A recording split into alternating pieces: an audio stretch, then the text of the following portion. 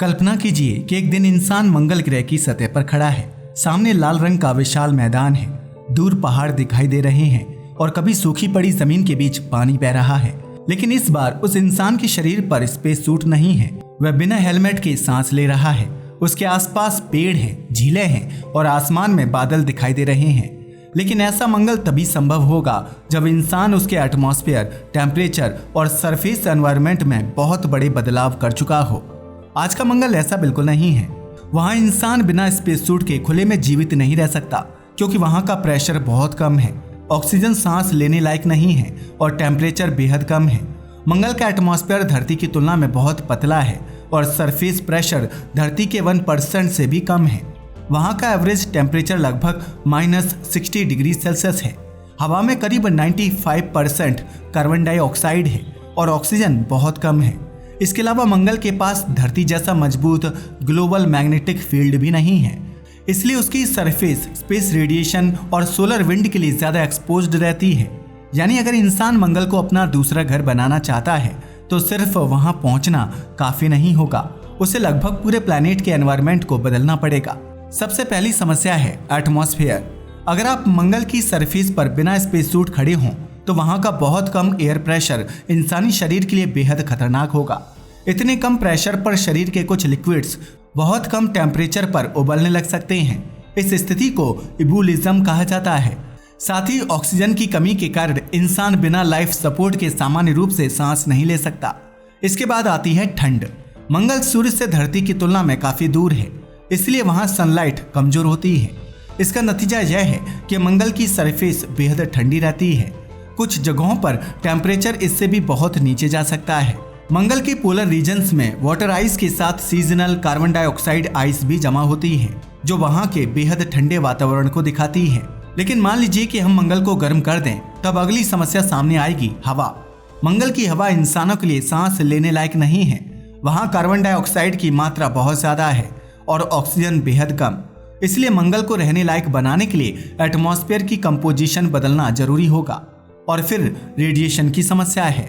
धरती को उसका मैग्नेटिक फील्ड और एटमॉस्फेयर मिलकर सूर्य से आने वाली कई तरह की हार्मफुल रेडिएशन से बचाते हैं। मंगल के पास आज धरती जैसा मजबूत ग्लोबल मैग्नेटिक शील्ड नहीं है, इसलिए वहां लंबे समय तक रहने वाले इंसानों को रेडिएशन से बचाने के लिए अलग टेक्नोलॉजी की जरूरत पड़ेगी। इसके अलावा मंगल की मिट्टी में परक्लोरेट्स जैसे केमिकल्स पाए जाते हैं, जो प्लांट्स के लिए समस्या पैदा कर सकते हैं। वहां के डस्ट स्टॉर्म्स भी बहुत बड़े हो सकते हैं और कभी कभी पूरे प्लेनेट को प्रभावित कर सकते हैं।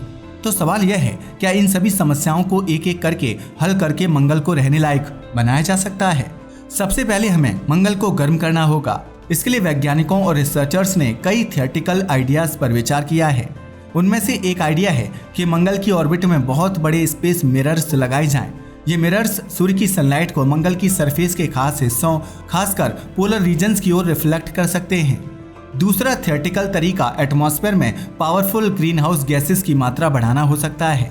इससे ग्रीन हाउस इफेक्ट मजबूत हो सकता है और मंगल की सरफेस का टेम्परेचर बढ़ सकता है। लेकिन मंगल पर ऐसे गैसेस को पर्याप्त मात्रा में बनाना या पहुंचाना आज की टेक्नोलॉजी से बहुत बड़ी चुनौती है। अगर मंगल की सरफेस कुछ ज्यादा गर्म होने लगे तो वहां मौजूद फ्रोजन कार्बन डाइऑक्साइड का कुछ हिस्सा एटमॉस्फेयर में जा सकता है।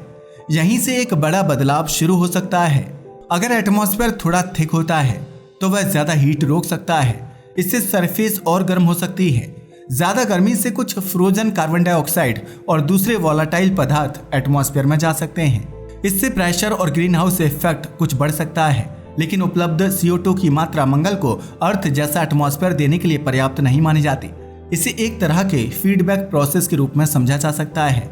लेकिन यहाँ एक बहुत जरूरी बात है, यह पूरा प्रोसेस अभी थियोरेटिकल है।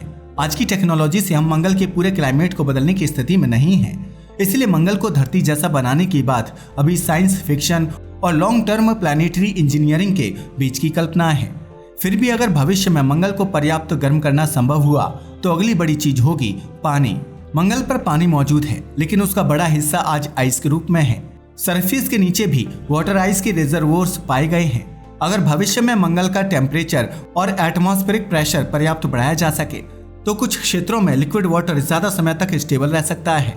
तब आज के सूखे लैंडस्केप का रूप बदलना शुरू हो सकता है। पुरानी रिवर वैलीज और चैनल्स इस बात के संकेत देते हैं कि अरबों साल पहले मंगल की सरफेस पर लिक्विड वाटर बहता था। इसलिए साइंटिस्ट को मंगल के इतिहास में एक ऐसा समय दिखाई देता है जब वहां आज की तुलना में ज्यादा वार्म और वेट कंडीशंस थी।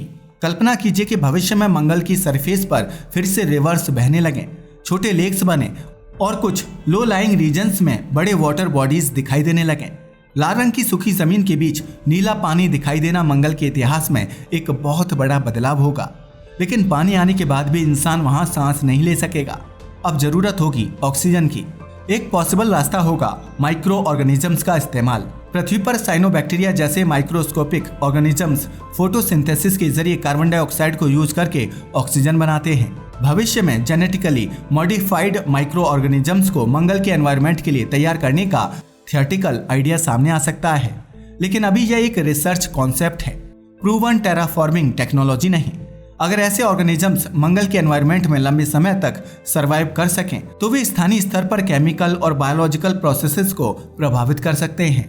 लेकिन पूरे प्लैनेट की एटमॉस्फेयर को सिग्निफिकेंटली बदलने के लिए उनकी क्षमता अभी पूरी तरह थियोरेटिकल है। लेकिन केवल माइक्रो ऑर्गेनिजम्स पर निर्भर रहना काफी नहीं होगा, इसलिए लार्ज स्केल मशीन्स की भी जरूरत पड़ सकती है। मंगल के एटमॉस्फेयर में मौजूद कार्बन डाइऑक्साइड से ऑक्सीजन बनाने वाली बड़ी मशीन्स या फैक्ट्रीज भविष्य में बनाई जा सकती हैं। नासा के मॉक्सी एक्सपेरिमेंट ने मार्स पर कार्बन डाइऑक्साइड से ऑक्सीजन निकालने की इस टेक्नोलॉजी को छोटे स्केल पर सफलतापूर्वक डेमोन्स्ट्रेट किया था। भविष्य में इसी बेसिक आइडिया को बहुत बड़े स्केल पर इस्तेमाल करने की कल्पना की जा सकती है। लेकिन यहाँ भी एक बड़ी समस्या है, सिर्फ ऑक्सीजन बना देना पर्याप्त नहीं है। धरती की हवा केवल ऑक्सीजन से नहीं बनी है, उसमें मुख्य रूप से नाइट्रोजन है जो एटमॉस्फेयर का बड़ा हिस्सा बनाता है। इसलिए इंसानों के लिए सुरक्षित और स्टेबल एटमॉस्फेयर बनाने के लिए सिर्फ ऑक्सीजन बढ़ाना काफी नहीं होगा, पर्याप्त एटमॉस्फेरिक प्रेशर और सही गैस कंपोजिशन भी चाहिए होगी। इसके लिए नाइट्रोजन जैसे गैसेस की उपलब्धता भी एक बड़ी समस्या होगी, क्योंकि मंगल के मौजूदा एटमॉस्फेयर में नाइट्रोजन बहुत कम मात्रा में है। इसके बाद आती है मिट्टी। अगर मंगल पर प्लांट्स उगाने हैं तो सॉइल को भी तैयार करना होगा। परक्लोरेट्स जैसे केमिकल्स को कुछ एग्रीकल्चरल सिस्टम्स में रिमूव या केमिकली ट्रीट करना पड़ सकता है, क्योंकि इनकी अधिक मात्रा प्लांट्स और इंसानों के लिए समस्या पैदा कर सकती है। इसके लिए माइक्रोब्स, केमिकल प्रोसेसिंग और एडवांस्ड एग्रीकल्चर सिस्टम्स का इस्तेमाल किया जा सकता है। शुरुआत में शायद खुले मैदान में खेती करना संभव ना हो। प्लांट्स को कंट्रोल्ड हैबिटेट्स, ग्रीन हाउसेस और स्पेशली ट्रीटेड सॉइल में उगाया जाएगा। धीरे धीरे अगर टेम्परेचर, प्रेशर, वाटर और सॉइल कंडीशंस बेहतर होती गई तो हार्डी प्लांट्स को बाहर ग्रो करने की कोशिश की जा सकती है। और अगर कभी ऐसा समय आया जब मंगल की सरफेस पर बड़े स्केल इकोसिस्टम्स बनाए जा सके तो आज का लाल डेजर्ट धीरे धीरे ग्रीन लैंडस्केप में बदल सकता है। लेकिन तब भी एक इनविजिबल प्रॉब्लम बाकी रहेगी, रेडिएशन। अगर मंगल का एटमॉस्फेयर बनाया भी जाए तो उसे लंबे समय तक बचाए रखना जरूरी होगा। सोलर विंड लगातार मार्स के एनवायरनमेंट को प्रभावित करता है, इसीलिए भविष्य में एक आर्टिफिशियल मैग्नेटिक शील्ड का आइडिया भी सामने आया है। एक थियोरेटिकल कॉन्सेप्ट के अनुसार मार्स और सन के बीच मार्स के सन मार्स L1 रीजन के आसपास एक पावरफुल आर्टिफिशियल मैग्नेटिक शील्ड बनाया जा सकता है।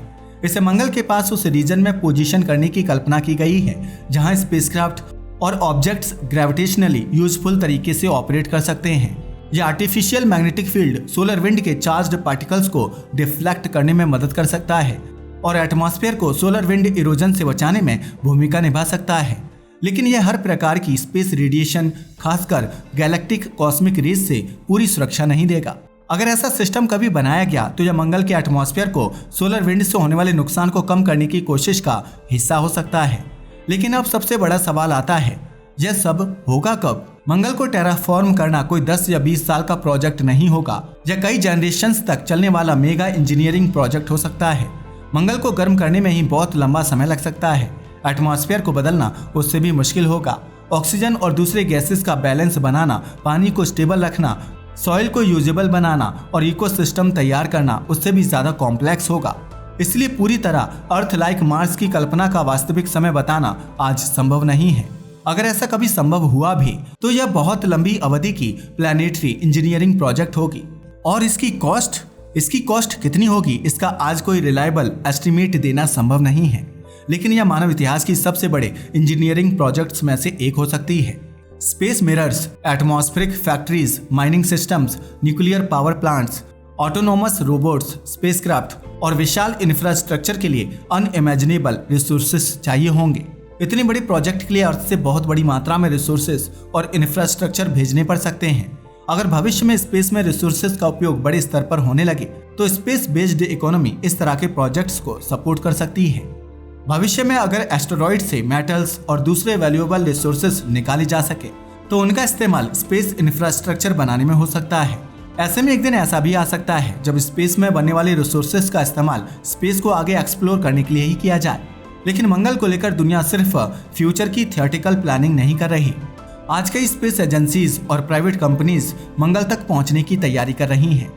स्पेसएक्स की स्टारशिप को फ्यूचर में बड़ी स्केल ह्यूमन मिशंस के लिए डेवलप किया जा रहा है। एलन मस्क ने मंगल पर बड़ी ह्यूमन सेटलमेंट बनाने का लॉन्ग टर्म विजन कई बार सामने रखा है। दूसरी तरफ चाइना भी मार्स एक्सप्लोरेशन में अपनी कैपेबिलिटीज लगातार विकसित कर रहा है। उसके तियान्वयन मिशन ने मार्स की ऑर्बिट में प्रवेश करने, सरफेस पर लैंडिंग करने और रोवर ऑपरेशंस को सफलतापूर्वक डेमोन्स्ट्रेट किया था। अब चाइना का अगला बड़ा मार्स मिशन तियान्वयन 3 है, जिसका लक्ष्य मार्स से रॉक और सॉइल सैंपल्स अर्थ पर वापस लाना है। क्रूड मार्स मिशंस को लेकर चाइना के लॉन्ग टर्म कॉन्सेप्ट्स मौजूद हैं, लेकिन अभी इनके लिए कोई निश्चित ऑपरेशनल टाइमलाइन घोषित नहीं की गई है। यूनाइटेड अरब एमिरेट्स ने मार्स 2117 नाम का एक लॉन्ग टर्म विजन पेश किया था, जिसका उद्देश्य आने वाली जनरेशंस के लिए मार्स पर ह्यूमन सेटलमेंट की दिशा में रिसर्च और टेक्नोलॉजी डेवलपमेंट को बढ़ावा देना है। लेकिन यहाँ एक फर्क समझना जरूरी है। मार्स पर इंसान भेजना और मार्स को अर्थ जैसा बनाना दो बिल्कुल अलग चैलेंजेस हैं। हम पहले मार्स पर छोटे रिसर्च बेसिस बना सकते हैं, फिर अंडरग्राउंड हैबिटेट्स, सील्ड बिल्डिंग्स और कंट्रोल्ड फार्म्स विकसित हो सकते हैं। इंसान शायद लंबे समय तक स्पेस सूट और लाइफ सपोर्ट सिस्टम्स की मदद से वहां रह सके, लेकिन खुले मार्स पर बिना स्पेस सूट घूमना एक पूरी तरह अलग लेवल की टेक्नोलॉजी मांगता है। शायद फ्यूचर में मार्स पर पहली ह्यूमन सेटलमेंट्स बिल्कुल अर्थ जैसी नहीं होगी। वहां लोग सील्ड हैबिटेट्स में रहेंगे, अंडरग्राउंड टनल्स में ट्रैवल करेंगे और बाहर जाने के लिए प्रोटेक्टिव सूट्स का इस्तेमाल करेंगे। यानी मंगल को पूरी तरह बदलने के बजाय इंसान पहले खुद को मंगल के एनवायरनमेंट के हिसाब से बदल सकता है, और शायद यही रियलिस्टिक रास्ता है, क्योंकि पूरे प्लेनेट का क्लाइमेट बदलना अत्यंत कठिन और अभी स्पेकुलेटिव है। उसके मुकाबले छोटे सील्ड और कंट्रोल्ड हैबिटेट्स बनाना कहीं ज्यादा प्रैक्टिकल दिखाई देता है। फिर भी टेराफॉर्मिंग का सपना खत्म नहीं होता। अगर आने वाली सेंचुरीज में ह्यूमैनिटी के पास पर्याप्त एनर्जी, एडवांस्ड रोबोटिक्स और प्लानिटरी इंजीनियरिंग टेक्नोलॉजी आ गई तो शायद मंगल पर बड़े एनवायरमेंटल चेंजेस किए जा सके। लेकिन तब एक और सवाल सामने आएगा, क्या हमें मंगल को बदलना चाहिए? मंगल सिर्फ एक खाली जमीन नहीं है, ये अरबों साल का प्लानिटरी हिस्ट्री अपने अंदर रखता है। वहाँ की रॉक्स, मिनरल्स, एंशिएंट वैलीज और संभावित अंडरग्राउंड एनवायरनमेंट्स वैज्ञानिकों के लिए बेहद वैल्यूएबल हैं।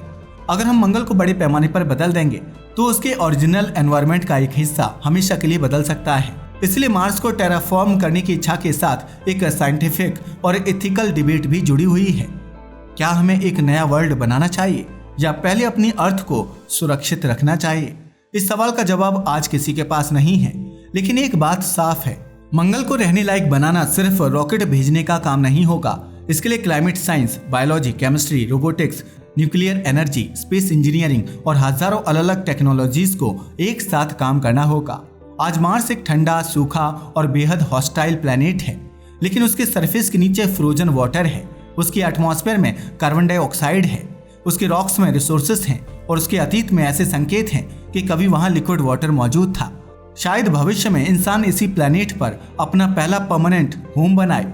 और अगर कभी ऐसा दिन आया जब कोई इंसान मंगल की सरफेस पर बिना स्पेस सूट के खड़ा होकर सांस ले सका, तो इसका मतलब होगा कि मंगल के एटमॉस्फेयर, प्रेशर, टेम्परेचर और सरफेस एनवायरनमेंट में बेहद बड़े और स्थायी बदलाव किए जा चुके हैं।